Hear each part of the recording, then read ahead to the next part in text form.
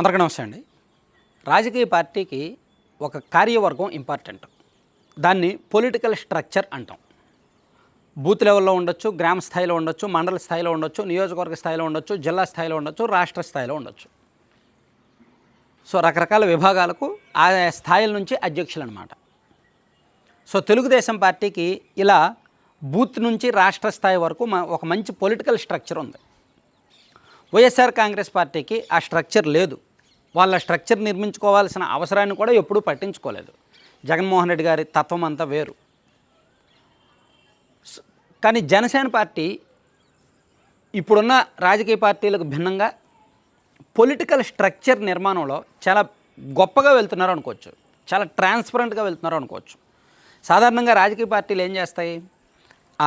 మండల అధ్యక్షుడో లేదంటే నియోజకవర్గ కన్వీనరో లేదంటే పార్లమెంట్ కన్వీనరో అధ్యక్షుడినో ఎంపిక చేయడానికి ఆ పార్టీలో లాయల్టీ ఏంటి, వాళ్ళు పార్టీలోకి ఎప్పుడు వచ్చారు, పార్టీలో ఎన్నాళ్ళు ఉన్నారు, పార్టీ పెద్దలతో లాబింగ్ ఏంటి, పైరువీలు ఏంటి, కులం ఏంటి, ఇదంతా చూసి పదవులు ఇచ్చేస్తారు. ఇదిగో ఈ జిల్లా అధ్యక్షుడు, ఈ రాష్ట్ర అధ్యక్షుడు, ఈ జిల్లా కన్వీనరు, ఈ జిల్లా రాష్ట్ర అధికార ప్రతినిధి, ఇతను రాష్ట్ర కార్యదర్శి, ఇలా రకరకాల పదవులు ఇచ్చేస్తారు.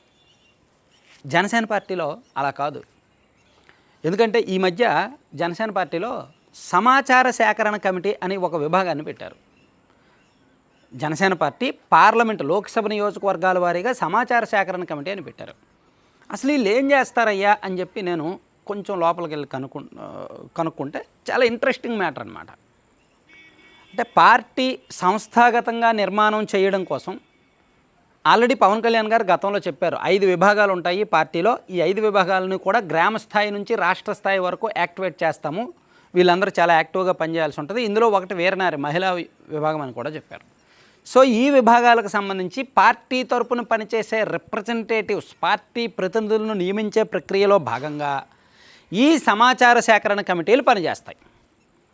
అంటే పవన్ కళ్యాణ్ గారు పార్టీ అధినేత కదా, పవన్ కళ్యాణ్ గారు పక్కన హరిప్రసాద్ గారు, నాదెళ్ల మనోహర్ గారు, నాగబాబు గారు వీళ్ళు ఉంటారు కదా. సో వీళ్ళకి పరిచయం ఉన్న వాళ్ళకో వీళ్ళకి తెలిసిన వాళ్ళకో పార్టీలు పదవులు ఇచ్చేయకుండా గ్రౌండ్ లెవెల్ నుంచి సమాచార సేకరణ, ఇది చాలా మంచి ఉద్దేశం. పార్టీ నిర్మాణానికి ఇది చాలా మంచి ప్లాన్, గొప్ప ప్లాన్ అంటున్నాను నేను. సో జనసేన పార్టీలో ఈ మధ్య ఒక 3 నెలల కిందట పార్టీ మెంబర్షిప్ డ్రైవ్ జరిగింది. దాదాపుగా ఒక 22 లక్షల మంది ఉద్యమీలుగా పార్టీలో రిజిస్ట్రేషన్ చేసుకున్నారు. 22 లక్షల మంది సభ్యులుగా ఉద్యమీలుగా చేరారు. అలాగే సుమారుగా ఒక 40,000 మంది అనుకుంటా, సబ్జెక్ట్ టు కరెక్షన్ నాకు కరెక్ట్గా తెలీదు, ఒక 40,000 మంది అనుకుంటా సాధకులుగా రిజిస్ట్రేషన్ చేసుకున్నారు. అంటే పార్టీ సాధకులు అంటే కాస్త క్రియాశీలక మెంబర్షిప్ అనుకోవచ్చు. నాయకులుగా కావాల్సిన వాళ్ళు, కార్యకర్తలుగా ఉంటాము అనుకున్న వాళ్ళు 22 లక్షల మంది అయితే, మేము నాయకులు అవుతాము, మేము క్రియాశీలకంగా ఉంటాము అనుకున్న వాళ్ళు 40,000 మంది అనుకోవచ్చు. చాలా మంచి నెంబర్ ఇది ఒక పార్టీలో. సో ఈ సాధకుల నుంచి ఇప్పుడు పార్టీ ఏం చేసింది, ఒక పార్లమెంట్కి సీనియర్ మెంబర్స్ని కొంతమందిని, ఆ పార్లమెంట్లో రిజిస్టర్ చేసుకున్న సాధకులను కొంతమందిని, అలాగే రాష్ట్ర స్థాయి అబ్జర్వర్స్ని కొంతమందిని వేసి ఒక సమాచార సేకరణ కమిటీ ఒకటి నియమించారు. వీళ్ళు ఏం చేస్తారు, ఆ పార్లమెంట్ నియోజకవర్గానికి వెళ్ళి అక్కడ పార్టీలో ఎవరైతే సాధకులుగా రిజిస్ట్రేషన్ చేసుకున్నారో వాళ్ళ నుంచి అప్లికేషన్స్ ఇన్వైట్ చేసి, వాళ్ళు పార్టీలో ఏ పదవి ఆశిస్తున్నారు, పార్టీ పదవి ఏం ఆశిస్తున్నారు, నామినేటెడ్ పదవి ఏం ఆశిస్తున్నారు, వాళ్ళు పార్టీలో ఎంతకాలం పనిచేశారు, వాళ్ళకున్న రాజకీయం అవగాహన ఏమిటి, వాళ్ళ కులం ఏమిటి, వయసు ఏమిటి, ఎక్స్పీరియన్స్ ఏంటి, వాళ్ళ ఇంటెన్షన్ ఏంటి, వాళ్ళ భవిష్యత్తు లక్ష్యాలు ఏమిటి, ఇవన్నీ కూడా ఒక ప్రొఫైల్ ఫిలప్ చేస్తారు. అంటే క్లియర్గా వాళ్ళ బయోడేటాతో పాటు పొలిటికల్ ప్రొఫైల్ అంతా వాళ్ళ స్వహస్తాలతో వాళ్ళు ఫిలప్ చేస్తారు. అలా ఒక పార్లమెంటు స్థాయిలో ఈ కమిటీ ఏదైతే ఉందో సమాచార సేకరణ కమిటీ, ఈ కమిటీ ముందుకు వాళ్ళు అటెండ్ అవుతారు, అటెండ్ అయ్యి ఫిలప్ చేస్తారు, ఫిలప్ చేసి అది కమిటీకి ఇస్తారు. ఇలా ఈ సమాచార సేకరణ కమిటీ వాళ్ళు వచ్చిన అప్లికేషన్స్ అన్నీ కూడా పవన్ కళ్యాణ్ గారికి ఇస్తారు, నేరుగా తీసుకువెళ్ళి పార్టీ అధినేతకి ఇస్తారు. పవన్ కళ్యాణ్ గారు ఒక్కొక్క పార్లమెంట్ నుంచి వచ్చిన ఈ సమాచార సేకరణ కమిటీల ద్వారా వచ్చిన అప్లికేషన్స్, ఒక పార్లమెంట్ నుంచి 1000 రాని, 1500 రాని, 2000 రాని, 200 రాని, వాటిని ఆయన పరిశీలించి తనకు అత్యంత నమ్మకస్తులైన సన్నిహితుల ద్వారా, పార్టీలో ఆయన టీం ఒకటి ఉంది కదా, వాళ్ళ ద్వారా వాటిని పరిశీలించి వాటిని స్క్రూటినీ చేసి ఫైనల్గా తన దగ్గరికి కొని తీసుకొస్తారు. అంటే అక్కడ ఆయన దగ్గరికి రాకముందే కొంత వడపోత ఉంటుంది, వడపోత జరుగుద్ది, ఆ తర్వాత తన దగ్గరికి తీసుకొస్తారు. సో తను ఆయన చూసి ఈయన ఇంట్రెస్ట్గా ఉన్నాడు, ఈయన టార్గెట్ బాగుంది, ఈయన పొలిటికల్ ఐడియాలజీ బాగుంది, ఈయన మనకు కరెక్ట్, ఈయనకి పదవి ఇవ్వచ్చు అని చెప్పి టిక్ చేసి వాళ్ళందరినీ ఇంటర్వ్యూలకు పిలుస్తారు. మళ్ళీ ఫైనల్గా వాళ్ళతో పవన్ కళ్యాణ్ గారు ఇంటరాక్ట్ అవుతారు. అయ్యి ఎవరు ఏ పదవికి సూటబుల్ అయితే ఆ పదవి ఇస్తారు. ఆ పార్లమెంటు అధ్యక్షుడు కావచ్చు, పార్లమెంటు ఉపాధ్యక్షుడు కావచ్చు, పార్లమెంటు కార్యదర్శి కావచ్చు, లేదా ఇంకేదైనా పేరు పెట్టి ఇస్తారనమాట.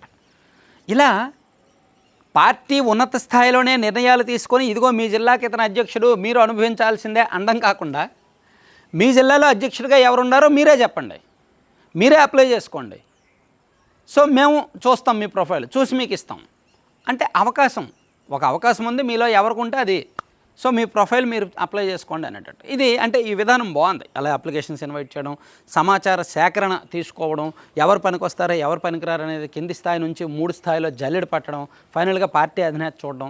ఇది కాస్త అంటే ఒక స్ట్రక్చర్ నిర్మాణానికి ఈ మాత్రం ఐడియాలజీ ఉండాలి. సో జనసేన పార్టీకి ప్రస్తుతం చాలా ఇంపార్టెంట్ పొలిటికల్ స్ట్రక్చర్ నిర్మాణం. ఎందుకంటే ఆ పార్టీ అధికారంలో ఉంది. వచ్చే ఎన్నికల్లో మళ్ళీ పొత్తుతో వెళ్దాం అనుకుంటున్నారు.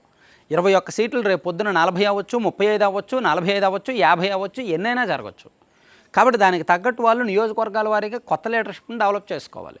అలాగే ఇతర నియోజకవర్గాల్లో బలాన్ని పెంచుకోవాలి. అది జరగాలి అంటే అధికారంలో ఉన్నప్పుడు పార్టీ యాక్టివ్గా ఉంటుంది కాబట్టి, లీడర్స్ యాక్టివ్గా పనిచేయగలరు కాబట్టి ఇప్పుడు ఇంపార్టెంట్ టైం అనమాట. సో ఈ టైంని ఇప్పటికే 2 సంవత్సరాలు మిస్యూజ్ చేశారు. సో అలా కాకుండా మ్యాక్సిమం ఇప్పుడైతే పవన్ కళ్యాణ్ గారు మ్యాక్సిమం ఫోకస్ పెట్టారనే చెప్పొచ్చు. ఇప్పుడు ఈ పార్టీ స్ట్రక్చర్ నిర్మాణాన్ని చూసుకుంటే అండ్ ఈ కాన్సెప్ట్ కూడా బాగుంది. Thank you.